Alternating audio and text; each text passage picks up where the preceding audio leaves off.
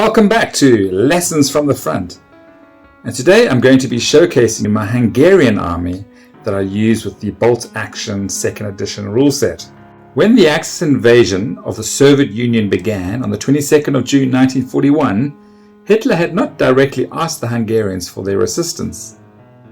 However, many of the Hungarian officials pushed for participation in the war because they wanted to win Hitler's favor in the event of border revisions in Transylvania, and they weren't keen for Hitler to favor the Romanians. And so the Hungarian army found themselves fighting desperately on the Eastern Front alongside the Italians and the Germans and other nations. The war did not go too well for the Hungarians, and they suffered heavily, especially in Stalingrad.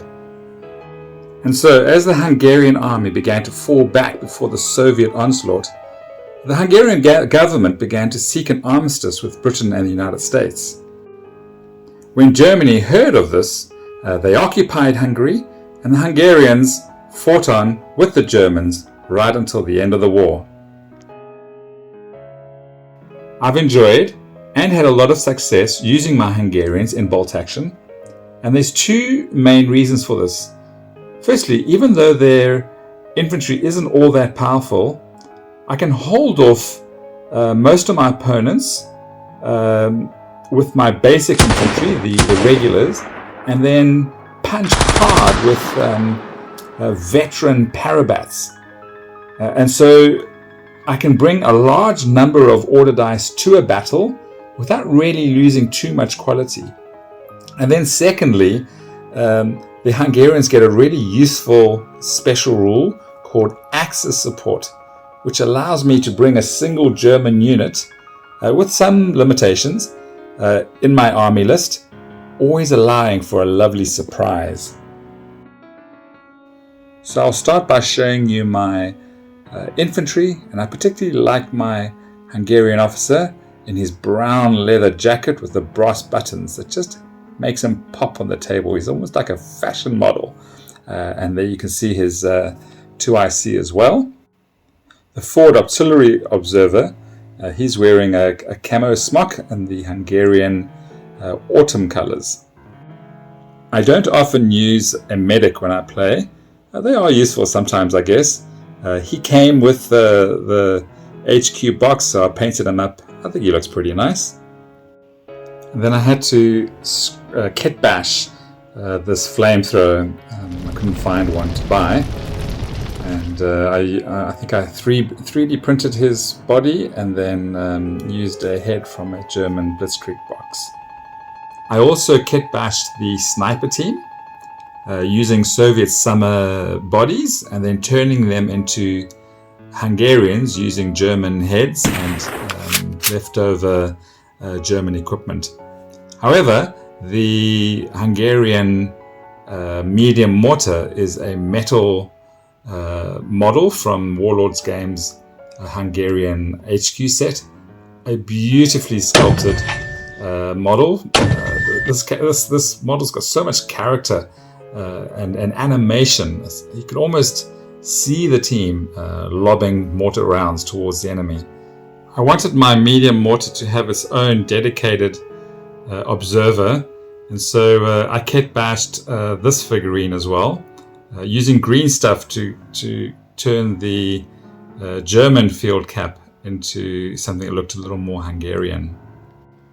This metal Royal Hungarian Honved machine gun team is operating an 8mm Schwarzlosser MG0731M, and they're in pro, as you can see. Beautiful sculpt.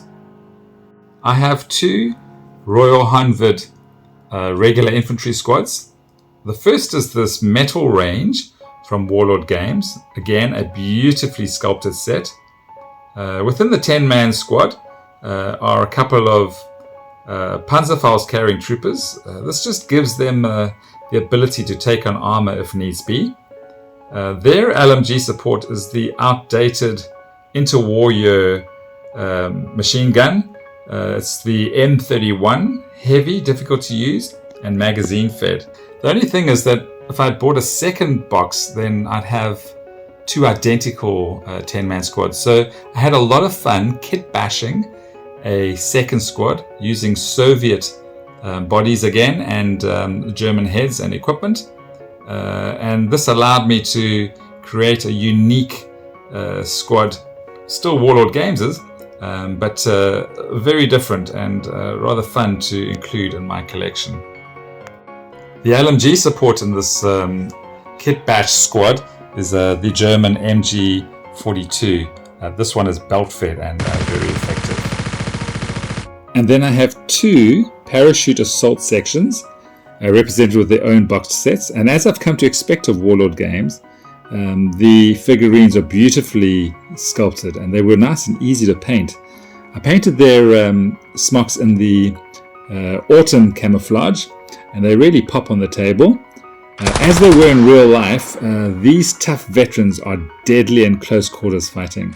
And they're very difficult to pin out of the game, thanks to their motivated elite special rule that leads me to often winning games with them. The Royal Hungarian Army did not get much support from Germany or Italy in the years leading to war, and therefore produced many of its own vehicles, including the 38M boat-and truck, a very successful vehicle, outperforming the better-known Opel Blitz. Bolt Action allows trucks to transport a maximum of 12 infantrymen, and I use the Boat-on to move my parachutists, the elite of my army, to a point where they're most needed. So I'll hold them back until I see where I really need to throw a heavy punch. Although the Zauber 39M armored car does not possess a powerful anti-tank gun in Bolt Action, it does have an anti-tank rifle mounted in its turret and therefore can still pin more heavily armored vehicles. It's got the coaxial MMG in its turret, so with 5 dice can prove rather annoying to the enemy's infantry. For 85 points for a regular vehicle, it's fairly cheap to put on the table, and it's got the recce rule dual direction steering, which can be found on page 118, and so can get out of trouble if not yet used its order dice. With the Hungarians noting the success of the Stug 3, both the F with a long 75mm anti-tank gun or the 105mm howitzer, and with Germany not being able to supply them with nearly enough of the vehicles that they wanted for themselves, it was decided to use the base of the Turan tank, so the chassis of the Turan tank, to develop the Hungarians' own version of the Stug 3. In Bolt Action, the 43M Zrínyi 2 is a formidable weapon. It has a HE howitzer front arc with a 3-inch template, pretty potent against infantry. And then it also has the option of the 1942M heat ammunition, and that allows the vehicle to fire its medium howitzer as a medium anti-tank gun with a range of 60 inches. Pretty useful vehicle to have on the table. The Zrínyi also gets the spaced armor, and this pretty much means that anti-tank rifles and shape charges never get that +1 penetration bonus for hitting the vehicle on the side. And so that's it for my Hungarians, my current collection as it stands.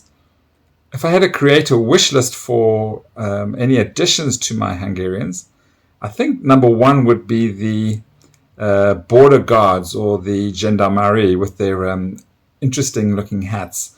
I believe those will be released soon. I hope so. That would be definitely top of my list just because they have a bit of character. Vehicle wise, there is the Nimrod and the Turan medium tank, I guess. Also the 37M medium artillery piece. But to be honest, with the Hungarians having Axis support as their army special rule, there are many models that I could select from my German or Italian range to fill out the ranks. So I guess I'm almost at the end of my collection. But as we all know, Wargamers. There's never enough, is there? Anyway, thank you for watching and take care. Until next time.